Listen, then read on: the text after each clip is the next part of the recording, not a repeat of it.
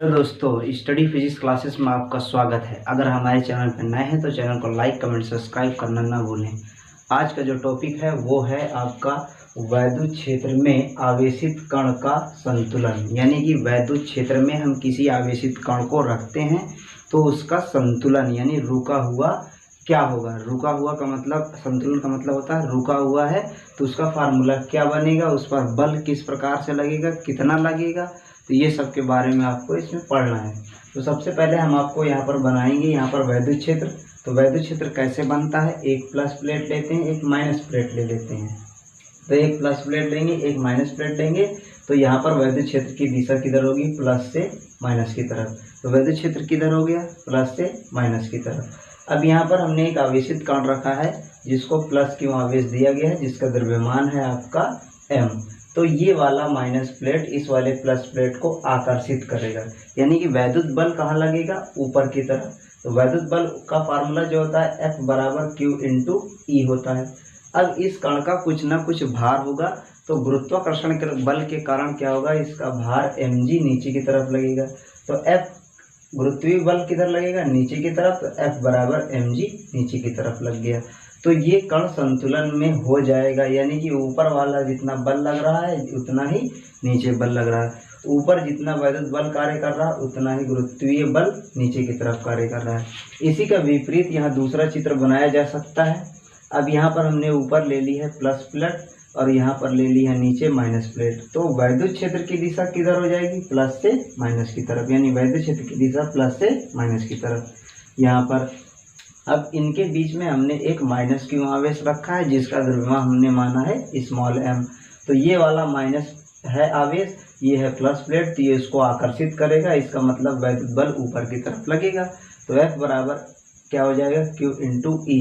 इस कण का भार होगा नीचे की तरफ, गुरुत्वाकर्षण बल हमेशा नीचे की तरफ लगता है, तो भार mg किधर लगेगा, नीचे की तरफ। तो F बराबर mg। ये वाला आप चित्र दो प्रकार से बनाया जा सकता है, पहला ये वाला, दूसरा ये वाला। इन दोनों में से कोई सा भी बना सकते हो। अब इसी चित्र को अपनी भाषा में लिख देना है। यहाँ पर लिखा हुआ है, माना दो विपरीत आवेशित प्लेट कुछ दूरी पर स्थित है। यानी कि आवेशित प्लेट, एक प्लस प्लेट है, एक माइनस प्लेट है, कुछ दूरी पर स्थित है। यहाँ पर भी एक प्लस प्लेट, एक माइनस प्लेट कुछ दूरी पर स्थित है, जिनके बीच वैद्युत क्षेत्र की तीव्रता है। इनके बीच में हमने एक वैद्युत क्षेत्र बनाया है, यानी कि एक प्लस से माइनस की तरफ बनेगा वैद्युत क्षेत्र, प्लस से माइनस की तरफ वैद्युत क्षेत्र बनेगा। इन प्लेटों के बीच स्मॉल m द्रव्यमान, इन प्लेटों के बीच में हमने स्मॉल m द्रव्यमान का एक कण रखा है तथा जिसका आवेश कितना है, क्यों आवेशित कण संतुलन में रखा है। ये आवेश यहाँ पर संतुलन में रखा गया है, तो ये रुका हुआ होगा। संतुलन का मतलब होता है रुका हुआ। तो ये आवेश कण अगर संतुलन में रखा हुआ है तो इस पर क्या लगेगा, गुरुत्वाकर्षण बल। कण का गुरुत्वीय बल नीचे की तरफ लगेगा, कण का भार वही होगा, तो भार गुरुत्वाकर्षण बल के बराबर हो जाएगा। तो F बराबर mg नीचे की तरफ, तो यहाँ ब्रैकेट में देंगे नीचे की ओर। अब ये संतुलन का मतलब है कि अगर ये वाला कण रुका हुआ है तो जितना बल ऊपर की तरफ लग रहा है उतना ही बल नीचे की तरफ, तभी ये कण रुका हुआ है। अगर एक बल कम या ज़्यादा होगा तो या तो ऊपर चला जाएगा या तो नीचे चला जाएगा। संतुलन का मतलब होता है रुका हुआ। अगर ये रुका हुआ है तो जितना बल ऊपर है उतना ही नीचे है। तो यहाँ पर जो अब वैद्युत बल ऊपर की तरफ कार्य कर रहा है, गुरुत्वीय बल नीचे की तरफ कार्य कर रहा है, तो ये दोनों बल आपस में कैसे हो जाएंगे, बराबर हो जाएंगे। तो यहाँ से लिखा हुआ कण का वैद्युत बल F बराबर Q इंटू ई, वो ऊपर की तरफ है, ऊर्ध्वाधर ऊपर की ओर लग रहा है। इसमें भी अगर संतुलन की स्थिति में देखा जाए तो ये वाला कण यदि रुका हुआ है तो जितना बल ऊपर है उतना ही बल नीचे है।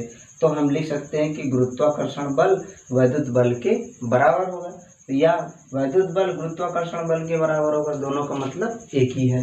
तो यहाँ से लिख देंगे वैद्युत बल बराबर गुरुत्वाकर्षण बल। वैद्युत बल का फार्मूला क्या होता है, F equal to Q into E, इसकी जगह पे Q इंटू ई लिख देंगे। और गुरुत्वाकर्षण बल का फार्मूला होता है mg।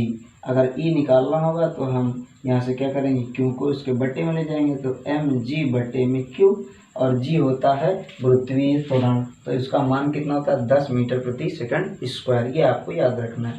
तो E बराबर फार्मूला बना mg बट्टे में Q। अब यदि इलेक्ट्रॉनों की संख्या, यानी यहाँ पर जो आवेश हमने दिया है इनमें इलेक्ट्रॉनों की संख्या स्मॉल n हो, तो ये लिखा गया है यदि इलेक्ट्रॉनों की संख्या स्मॉल n हो तो Q बराबर क्या होता है n इंटू ई। ई क्या होता है? इलेक्ट्रॉन का आवेश 1.6 × 10⁻⁻19 कूलम।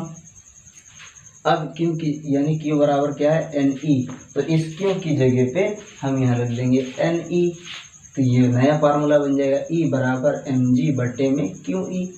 अब मान लेते हैं कि अगर द्रव्यमान है तो उसका घनत्व होगा और उसका आयतन होगा। जैसे मान लो ये गोला है, गोले में उसका द्रव्यमान भी होगा, उसका आयतन भी होगा। तो यदि कण का घनत्व रो है और आयतन क्या मान लिया? v हो, तो द्रव्यमान बराबर होता है घनत्व गुणे आयतन। तो स्मॉल m बराबर क्या हो जाएगा? घनत्व की जगह रो लिख देंगे, आयतन की जगह पे v लिख देंगे। तो हम यहाँ पर m की जगह क्या लिखेंगे? Rho into V into g n e, ये फार्मूला बन जाएगा। जहाँ रो क्या है? घनत्व, v है आयतन, g है गुरुत्वीय त्वरण और n है इलेक्ट्रॉनों की संख्या और e है इलेक्ट्रॉन का आवेश जो यहाँ पे लिखा हुआ है। अब यदि कोई गोला है तो उसकी त्रिज्या भी होगी। तो यदि कण की त्रिज्या स्मॉल r हो तो उसका आयतन कितना होगा? गोले का आयतन। तो इस गोले का आयतन कितना होगा? गोले का आयतन बराबर क्या होता है? 4/3 पाई r⁻3। तो अब आयतन की जगह पे हम ये वाली वैल्यू पूरी रख देंगे।